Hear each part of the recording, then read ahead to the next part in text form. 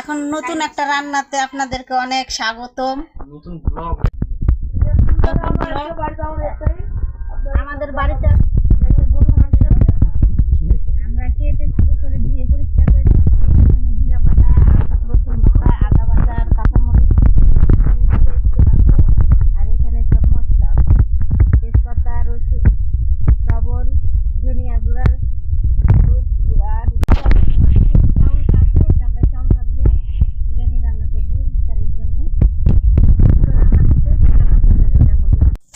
এগুলা রান্না করার জন্য 20 কেজি চাউল নেওয়া হলো, আর 4 কেজি গরু মাংস রান্না হলো, 1 কেজি আদা, 1 কেজি রসুন আর 1 কেজি কাঁচামরিচ আর 200 গ্রাম মতো জিরা বাটা আর 2.5 কেজির মতো পেঁয়াজ কুচি আর 3 কেজির মতো তেল, আর এখানে গরম মশলা আছে 100 গ্রাম করে, সব লবণ আছে, তেজপাতা আছে সব।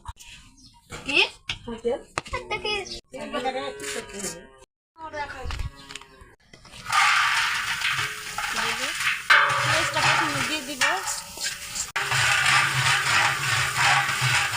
পেঁয়াজটা প্রথমে একটু ভাজা করে নেব, হালকা লবণ দিয়ে রাখার মতোই। না না সব দিকে এই যে পেঁয়াজটা ভাজা হয়েছে, এখন তেল দিব।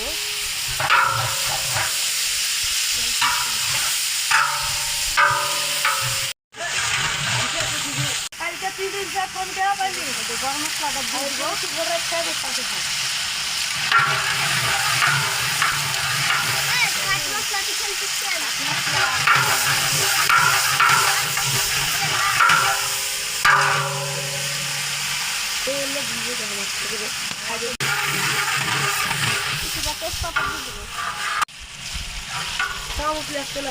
হলুদ মরিচ গুঁড়া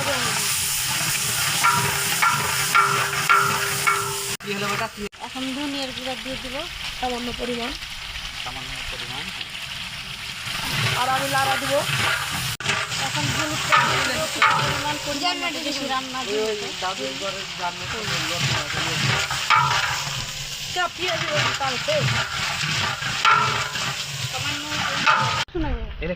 এই যে আদাটা আমরা দিয়ে দিব, যতখানি লাগবে সম্পূর্ণ আদা দিয়ে দেবো।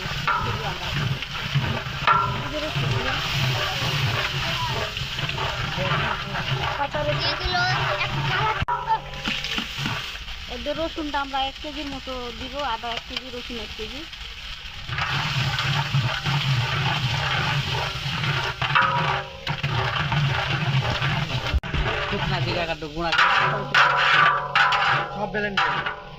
এই যে কাঁচা জিরা বেটে আমরা রেখেছি, ওটা দিয়ে দিব এখন 200 গ্রামের মতো।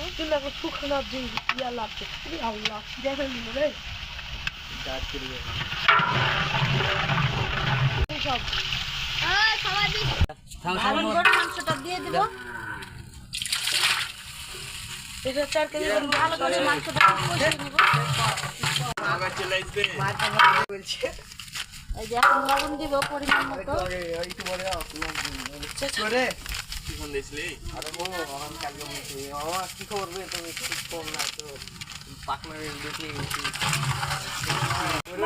কাঁচামরিচ দিয়ে দিব এখন। এই যে কাঁচামরিচটা দিব, কাঁচামরিচ দিলে স্বাদ হয় বেশি।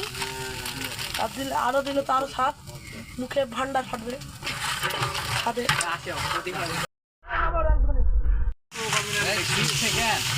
এই যে ভালো করে মাংসটা কষিয়ে পরে আমরা চাউলটা দিব। এই যে মাংসটা কষানো হয়ে গেছে, এখন চাউলটা দিয়ে দিব, বাসমতি চাউল।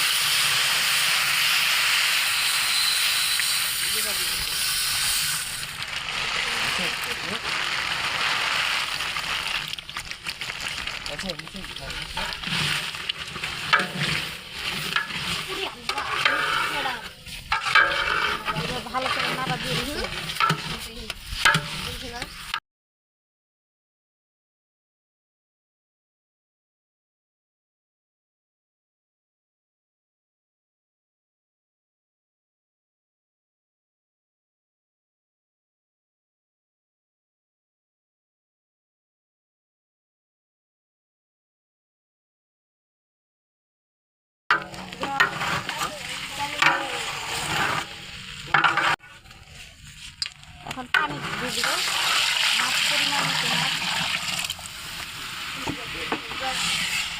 কথা দিলে ফুল ফুল করে দাও তাহলে মগ দিয়ে